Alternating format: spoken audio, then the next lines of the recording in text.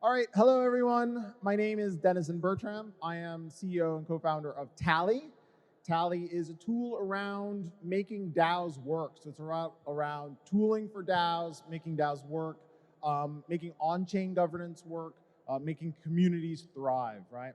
So my talk today is a little bit of a repeat. I did this one yesterday at Daoist, but I'm gonna add a little bit more shilling into this one, so it will be a little bit more shilling. But what I'm talking about is the idea of magic internet society.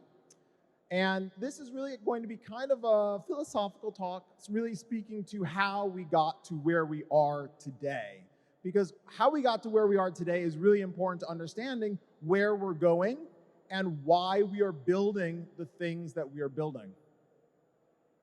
So first off, how did we get here?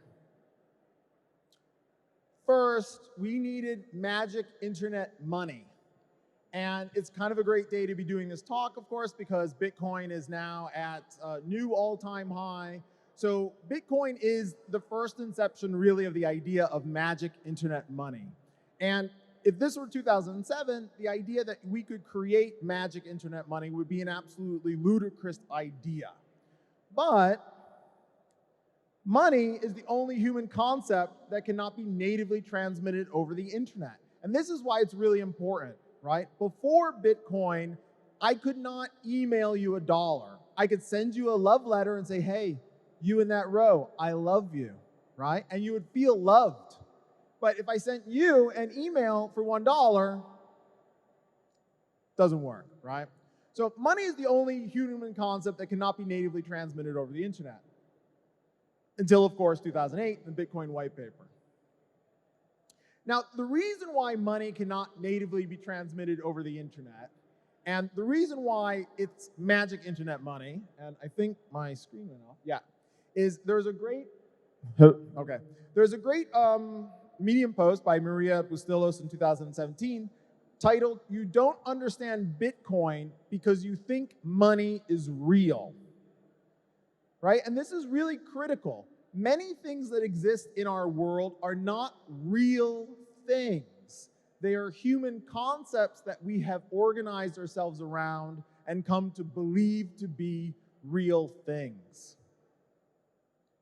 So Bitcoin is the first example of this, really. Well, not the first, but a very key example here of magic internet money.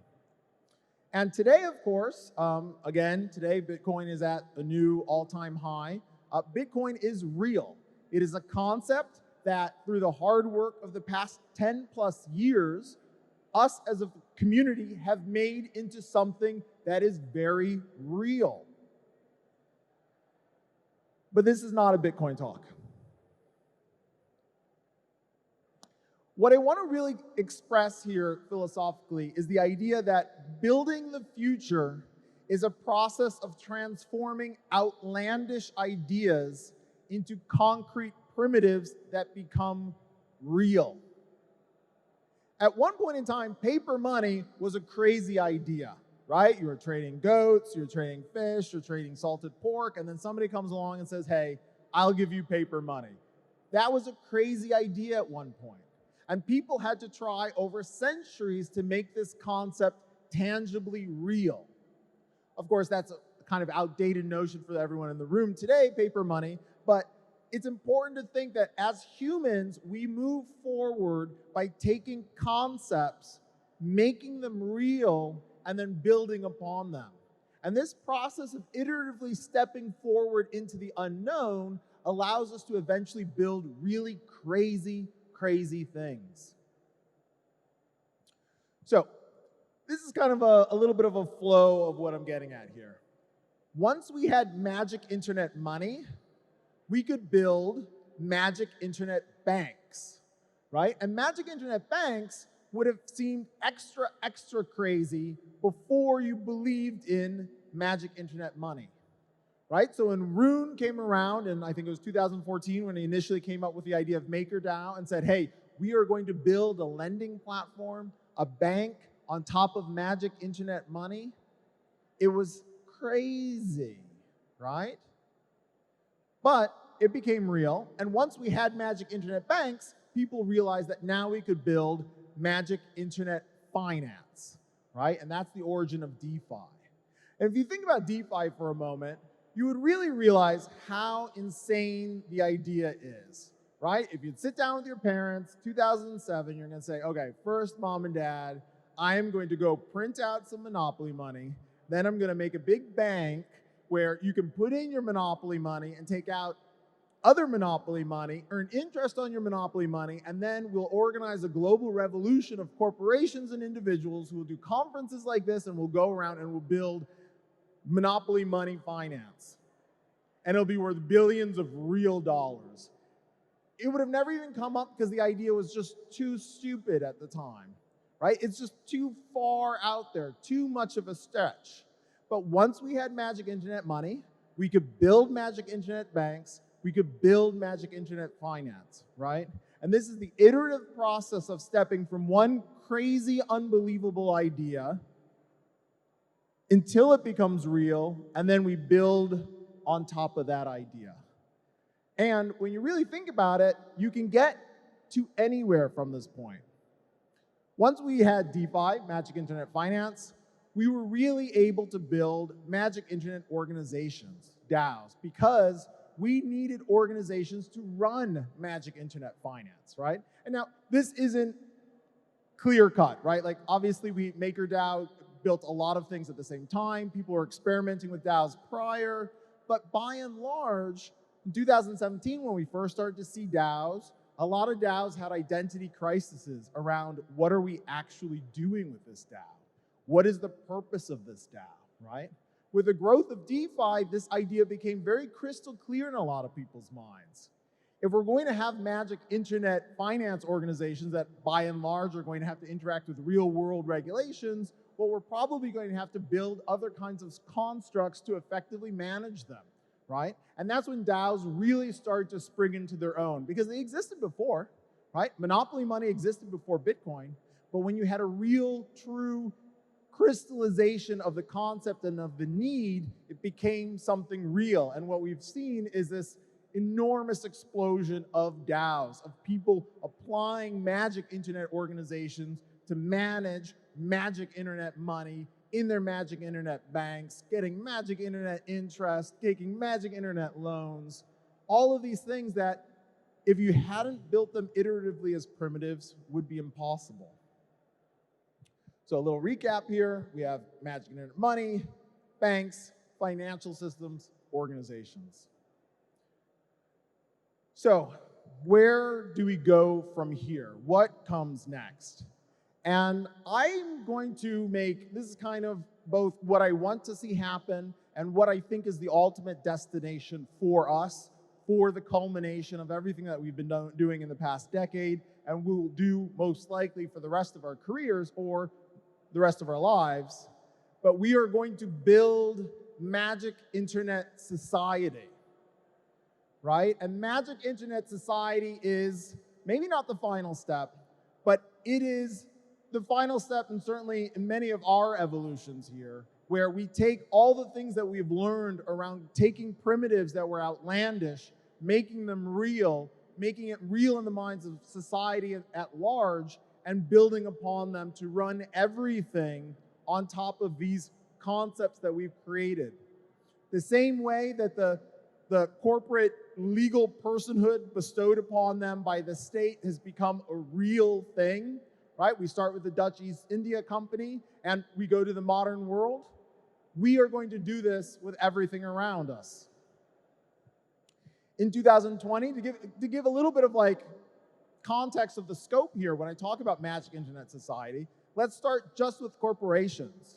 I think a lot of people know that DAOs are a better format of organizing human capital and opportunity.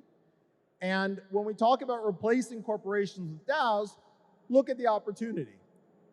213 million companies operating worldwide, right? These are the legal personhoods that drive innovation, wealth, healthcare, research, everything on planet Earth, in our societies. We can replace them with more efficient organizations via our magic internet organization. But we don't have to stop just there, right? Legal personhood isn't the end-all and be-all of what we are building, right? We can extend this idea to hobby groups, sport teams, political parties, religious groups, any place that humans organize. We can take these concepts that we have been working so hard to put together and apply them there.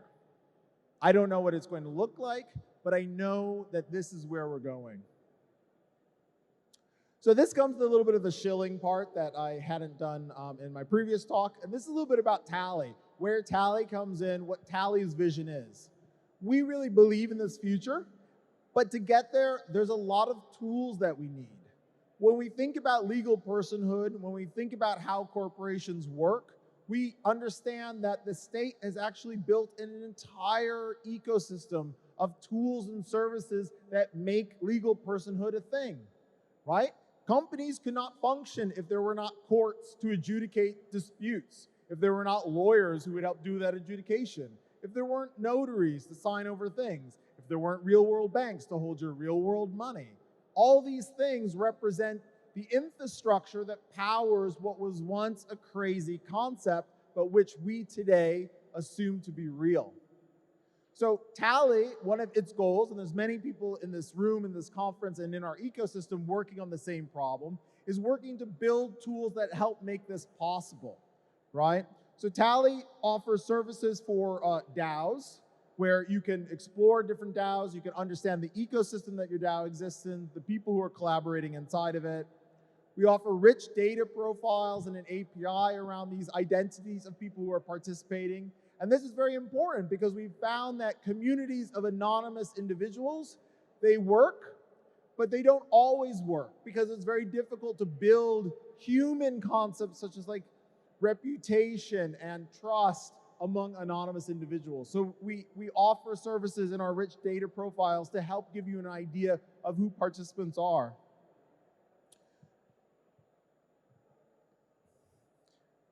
Something else that we've been working on that is on my lovely screen up here is a new project called Drafts. When we've been researching how communities organize, what we found is that there's a really high barrier to participation in ideation, right? You see forums, you see Discord. These are all kind of proto-environments for the incubation of ideas. But people suffer with ideas. Leaderless organizations have a hard time creating ideas. There's imposter syndrome, where folks have brilliant ideas, but they don't think that they are qualified to present them, right? People have ideas that they think is important, but they're not interested in actually running them and manage them. So we're building a product right now that we're actually looking for feedback and alpha beta users and communities to work on, which is called Drafts. And this is a tool that helps leaderless communities come to decisions. It's kind of like a proto-meta version of a forum, where rather it be total open discussion, it's actually guided around creating actionable, understandable proposals, ideas that communities can rally around, but don't require some sort of leader to implement. So if you're interested in that, please speak to me later. So this is kind of the end here. I've got 4 minutes left, but I want to talk a little bit about why DAOs are important. And this is something that, you know, we sort of assume to be true, but maybe we don't always think about very well. There's a phrase that I like to use, that fish don't know that they're wet. And this idea is around corporations hiring people. In the United States and in most countries, to hire someone for your business, for your company, for your idea, you actually need to ask the state for permission to hire them. You can't just have an idea, connect with someone who's really amazing, who's the best person to work on with this idea, and just work on them with it, right?